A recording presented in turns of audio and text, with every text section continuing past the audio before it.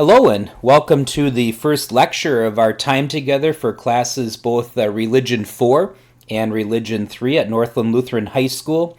We're going to be starting out by reading through 1 Thessalonians, a wonderful epistle, very relevant to the things going on in our lives today, which should shock us in absolutely no way since it's the living and enduring Word of God.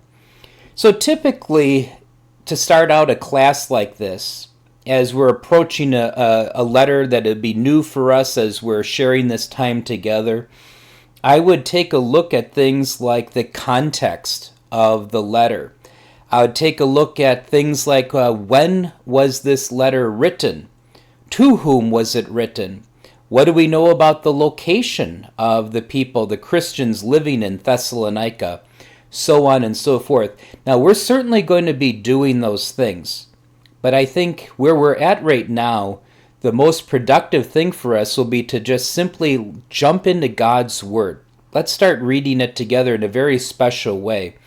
You may have noticed on the syllabus that I said we're going to be reading through these letters, 1st and 2nd Thessalonians and the pastoral epistles. We're going to be reading them through devotionally, meaning we are looking at what God is saying to us as Christians. Not just from an academic thing, not just for information, but for spiritual growth and for spiritual edification. I want to share with you what is a great blessing for us, and that is something that came to us from Martin Luther about reading the Bible. It's called A Simple Way to Pray. But first, let me pull up the text and we'll just take a look. We're going to focus our attention right now on 1 Thessalonians chapter 1 and just the first verse. Here we read, Paul, Silas, and Timothy, to the church of the Thessalonians in God the Father and the Lord Jesus Christ, grace and peace to you. Well, how much information can we get in just one simple opening verse like that? Hopefully, I'll show you that there's actually quite a lot of theology, a lot of things that are in that one sentence. I want to share with you what we call a simple way to pray.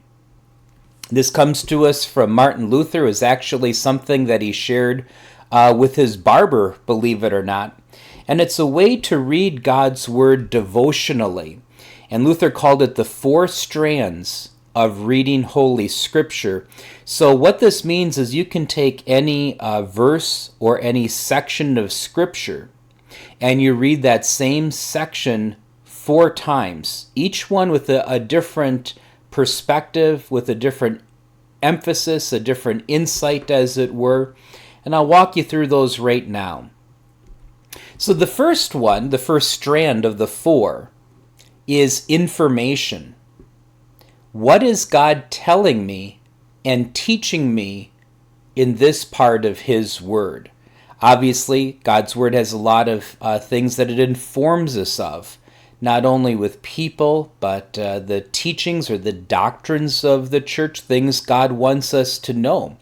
Things that are there for our edification, things that are there to build us up, to become the people God wants us to be. So the first reading is seeking information. What is God telling me and teaching me in this part of His Word? The second strand is thanksgiving. When I read this section of Scripture, what should I thank God for based on this part of Scripture? God is giving us grace. God is speaking truth in love to us, and it changes us. We receive these wonderful gifts through the Word. And when we think it through, we pause and we listen very carefully what God is telling us. There's so many things to which we can give Him thanks for. The third one is confession. What sins does God's Word compel me to confess based on this part of Scripture? Of course, we sin every single day. And because we sin every single day in a variety of ways, God's Word will affect us and show us as it were in a mirror, our own moral failures and our own sinfulness. And God's word will touch us in different ways depending on what God is saying to us. What sins does God's word compel me to confess based on this part of Scripture? Now, the fourth and the last strand is simply pray. What should I pray based on this portion of Scripture? So when Luther read it the fourth time, he formulated a prayer in his own words based on what God was telling him in his word. So what does this look like in practice? Well, we're going to take 1 Thessalonians 1, and I'll just kind of walk you through as I read it according to the four strands and what I've gotten out of this. So looking at that simple verse, I think there's a lot of things in here that are both interesting and things we don't want to overlook at all. So the first thing is, note that there's not one author of this letter, but there's three authors. Yes, we say that 1 Thessalonians is a letter of Paul, but look at the text closely. Paul, Silas, and Timothy are all working together, speaking together to their fellow Christians in Thessalonica. I love how the word "in" is the descriptive word of where the Thessalonian Christians are. Obviously, we're not talking about where they are in Greece, but it is said that these Christians are in God and in Christ Jesus. Isn't that an interesting thing? God is not just left up in heaven and we are left here on earth and there's a great gulf between us, but that all Christians live in God and in Christ Jesus.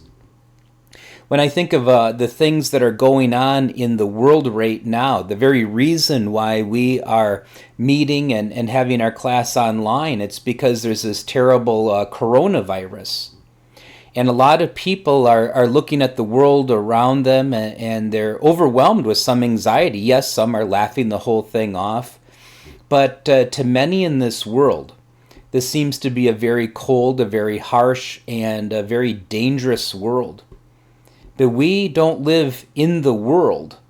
We live in Christ, and the world is in Christ. In other words, everything is in God's control.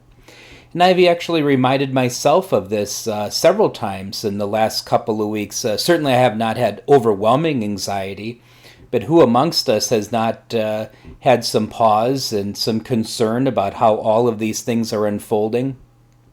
I've never seen anything quite like this in the sense of having large portions of our nation temporarily shut down and so forth. Well, the last thing is Paul, Silas, and Timothy, they extend grace and peace. From whom? It's a grace and a peace from God, a special kind of peace. If we live in Christ and Christ has overcome the world and he has overcome death itself, that indeed is a special kind of peace. So how about the second strand, thanksgiving? God, I thank you for the fellowship I have with other Christians. I am grateful that I can work alongside others. You have given me a personal peace through your grace, these wonderful gifts I can give to others. And I thank you that I live in you and that you are never distant from me or from the church. And how we need to be mindful of that. And what a wonderful thing if you see a fellow Christian going through some anxiety right now, or you see a non-Christian that is anxious about the things of the world. What a wonderful passage to explain just why you have the peace that you have in your heart. How about the third one? Confession. Well, to be honest with you, I confess that I don't always value and appreciate other Christians and the joy it is to work alongside them. Yes, of course, there's overwhelming joy. I have a wonderful friendship and working relationship with my co-pastor, Pastor Kruger, here at Emmanuel Medford. But sometimes we get so focused on ourselves that we can fail to see the joy of working alongside other Christians. And remember of Paul, Silas, and Timothy, these three working together, and this is really their letter to the Thessalonian Christians. Going on, I confess that there are times when I don't appreciate your presence, God. There are times when I fail to see how gracious you are in the peace that I have, knowing all my sins have been forgiven. And so the last one, of course, is just simply formulating a prayer. The prayer that I wrote based on this is, Dear Jesus, I thank you that you have chosen me to be your disciple. I thank and praise you for dying for my sins purely out of your grace and love. Allow me in all things to know I live in you, and that you are in control of all things, which brings me an everlasting peace. Allow me to work alongside other Christians joyfully to the glory of your holy name. Amen. So I do hope I have been able to point out some things in that one opening sentence of 1 Thessalonians. The four strands of reading Holy Scripture, ITCP, information, thanksgiving, confession, and prayer. This can be applied to any section of Scripture, and if you give it some time, it's a very powerful way to devotionally read God's Word. Of course, this coming week you'll have vacation, and I do think I would like you to just try this out. Choose any passage of Scripture. It doesn't have to be the sections that we're going to be looking at for our class. Might be your favorite verse, or choose one by random. That might be very challenging. And use this four-strand prayer method and see what you come up with. Give it some time. And I trust that you will be blessed by all of this. Well, that is our first lecture, and I pray God's blessings to you. And I look forward to our next time when we gather online for our virtual class. God's richest blessings be upon you all. Thank you.